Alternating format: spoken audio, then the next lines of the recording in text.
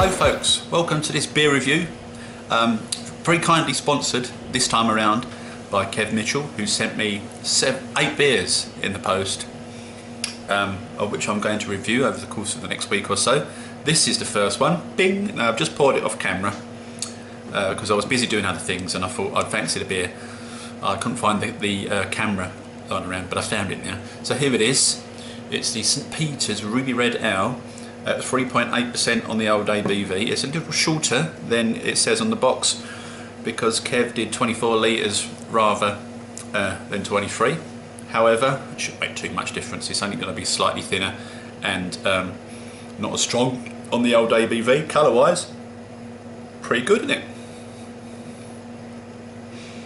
Smell wise, not too much going on. A little bit of toffee maybe on the smell. Bearing in mind I have a cold at the moment, folks, so I'm not going to smell all of the flavours. I'm going to go by taste, but even then, you know, when you've got a cold, your taste buds go a little bit up the wall, don't they? However, I have had the bottled version of the St Peter's Ruby Red, and I'll be honest with you, I didn't like it that much. It was a bit too bitter for me, and it wasn't really to my liking. However, I do have the kit version sitting under the stairs along with all the other kits that I need to use up. As you can hear in the background there, I've got a beer in the beer fridge of doom. That's a Cooper's Euro Lager hopped with Hallertau, two hops in there. We've got Hallertau Tradition and Hallertau Herzbrücke, I think. Yeah, 25 grams of each. Onto the boil, chucked it in, let it go. That's going to be sitting in there for about 4 weeks in total before we bottle it, and we'll go back to it in the summer.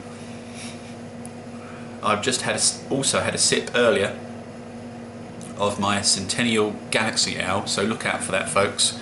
The video, the how-to, is going to be coming up in due course.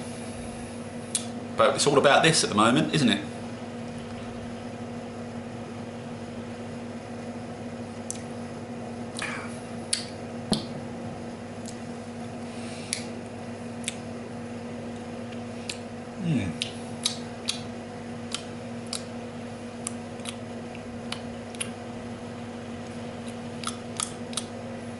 Oh, I quite like that. Yeah, that's quite a bit difference between that one and the bottled beer.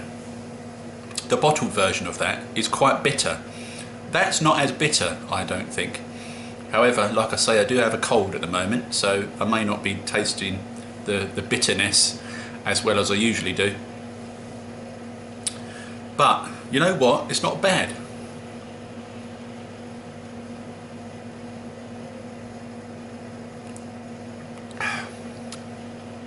Considering you brewed it to 24 litres rather than 23. I mean, obviously there's only an extra litre of water in there, and it's got a slightly less alcohol by volume. It's not a bad beer, that at all. I think though that you could quite easily recreate that yourself. I don't think that there's anything special about that would particularly make me want to go out and buy it and not try and recreate it myself. I think you could probably recreate that. However, there's nothing wrong with it.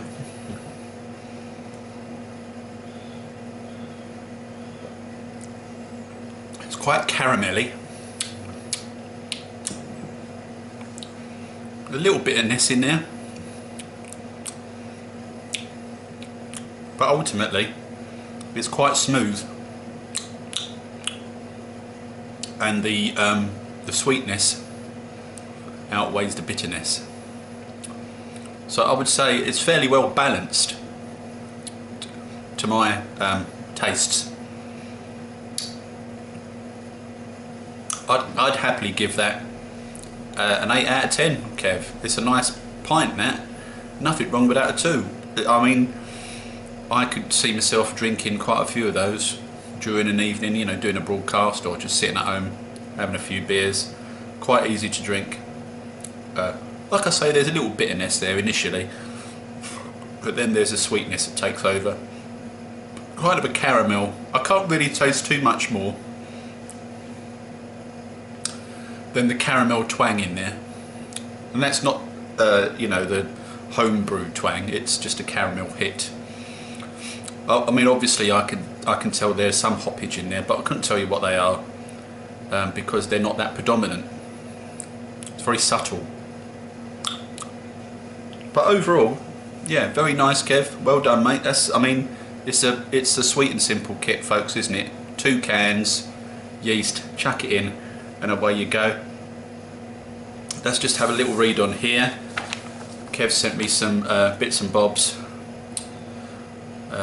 This has been matured for 5 months now. It gets better with age. Beware of the large frothy head if poured straight into a glass without tilting. I think I managed that okay. Decent enough head on there. 3.8%. Brewed as kit instructions with no additions. So he's used the kit yeast on that, and it's come out fine, folks. Yeah, absolutely fine. Pretty nice beer. Nothing wrong with it at all. Yeah, definitely very pleasant. However, what I will say is that I think that you could do better yourself. How can I explain this? There's not enough hoppage going on in there, and I don't. That sounds weird coming from me, doesn't it? Because I'm not really into hoppy beers. But there's not enough of a complex character in there to keep my interest for prolonged periods of time.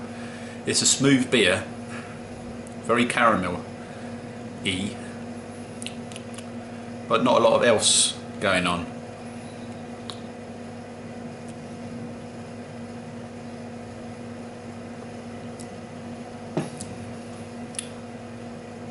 Yeah. There's the bittering hops in there that you can taste straight away, and then it's sweet and smooth, but it doesn't leave anything behind. You know, some beers you have, like I've just finished brewing a Galaxy and Centennial Ale, and that, like this one, has an initial bitter hit, but then behind that initial bitter hit you get this amazing fruity flavour, and this hasn't got too much going on after the initial bitter hit. But hey, that's just my opinion, folks. You don't have to listen to me. Do your own thing. I know other guys out there have pretty much said that the kit version of this particular beer is way better than the bottled version. Like I say, I didn't like the bottled version. I quite like this. I would drink that, absolutely. I would drink loads of those.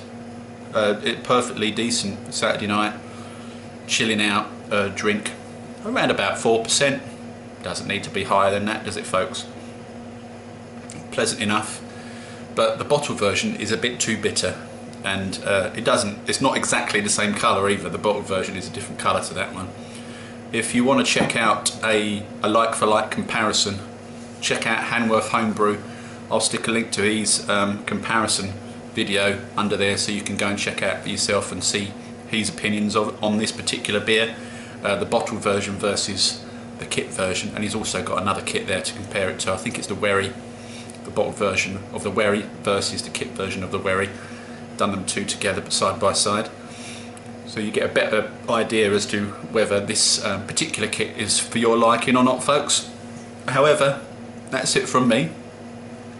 Thanks again to Kev for sending me this beer, mate. Very nice. There's nothing wrong with it, mate. It's a perfectly decent beer, and I will be, obviously I'll be giving it a go myself at some point, but now I've tasted it, I'm not going to be in perhaps such a rush to do this kit before I have a go at maybe something a little bit different. I've got the St. Peter's Golden Ale to go first, I think, before I have a go at this one.